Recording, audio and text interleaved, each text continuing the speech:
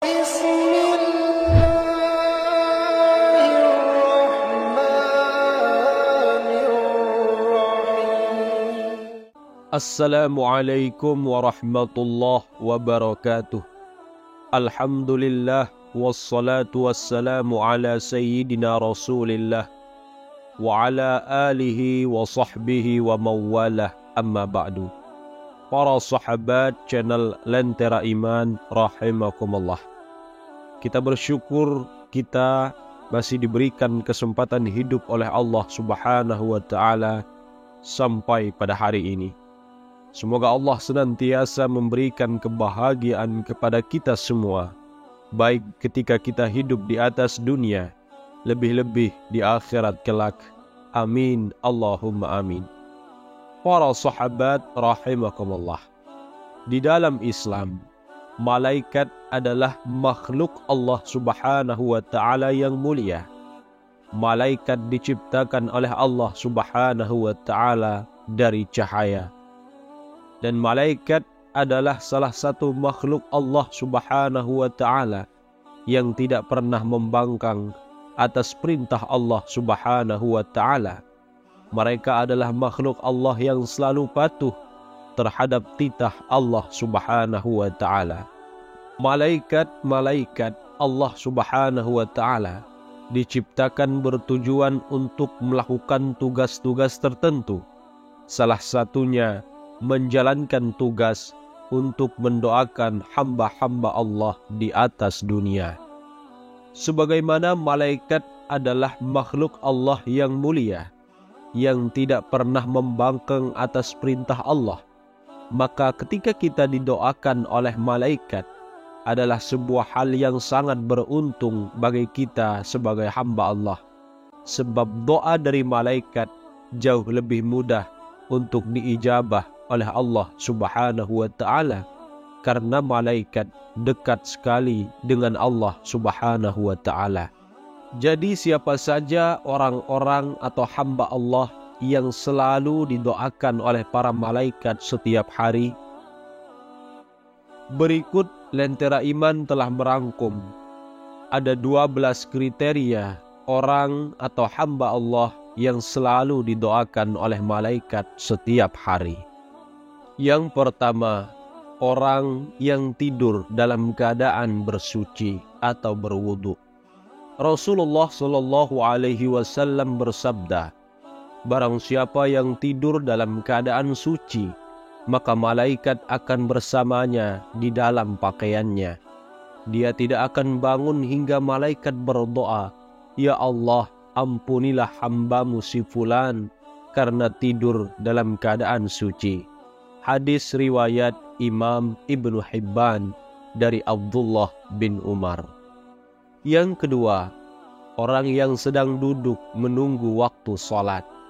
Nabi Shallallahu Alaihi Wasallam bersabda, tidaklah salah seorang di antara kalian yang duduk untuk menunggu waktu salat selama ia berada dalam keadaan suci, kecuali para malaikat akan mendoakannya, ya Allah, ampunilah ia, ya Allah, sayangilah ia.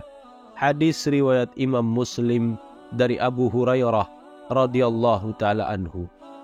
Yang ketiga, orang yang berada di barisan pertama di dalam salat berjamaah. Nabi Shallallahu Alaihi Wasallam pernah bersabda, sesungguhnya Allah dan para malaikatnya bersolawat kepada orang yang berada pada saf-saf terdepan. Hadis riwayat Imam Abu Daud. Yang keempat, orang-orang yang menyambung saf pada salat berjamaah tidak membiarkan sebuah kekosongan di dalam saf. Rasul bersabda, sesungguhnya Allah dan para malaikat selalu bersolawat kepada orang yang menyambung saf-saf. Hadis riwayat Imam Ahmad. Yang kelima, para malaikat mengucapkan amin ketika seseorang imam selesai membaca Al-Fatihah. Rasulullah Shallallahu Alaihi Wasallam bersabda, jika seorang imam membaca ghairil maghdubi alaihim waladdallin, maka ucapkanlah oleh kalian amin, karena barang siapa yang ucapannya itu bertepatan dengan ucapan malaikat, maka ia akan diampuni dosanya yang telah lalu. Hadis riwayat Imam Bukhari. Yang keenam, orang yang duduk di tempat sholatnya setelah melakukan sholat. Rasul bersabda, para malaikat akan selalu bersolawat atau berdoa kepada salah satu di antara kalian selama ia ada di dalam tempat sholat di mana ia melakukan sholat.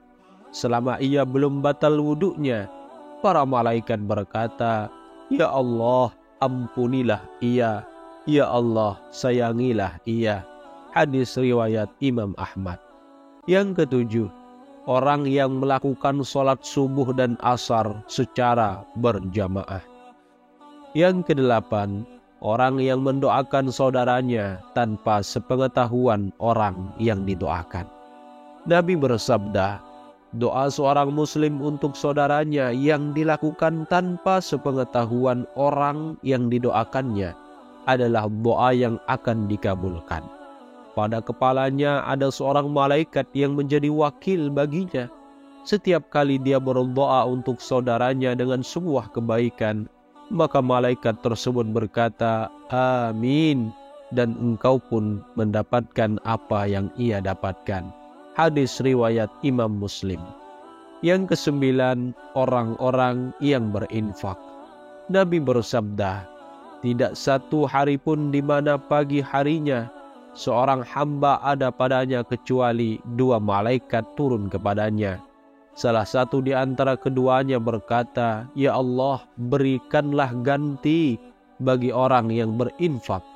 Dan yang lainnya berkata, ya Allah, hancurkanlah harta orang yang pelit. Hadis riwayat Imam Bukhari. Yang ke-10, orang yang sedang makan sahur. Rasul bersabda, sesungguhnya Allah dan para malaikatnya berdoa kepada orang yang sedang makan sahur. Insya Allah termasuk di saat sahur untuk puasa sunnah. Hadis riwayat Imam Ibnu Hibban. Yang ke-11, orang yang sedang menjenguk orang sakit.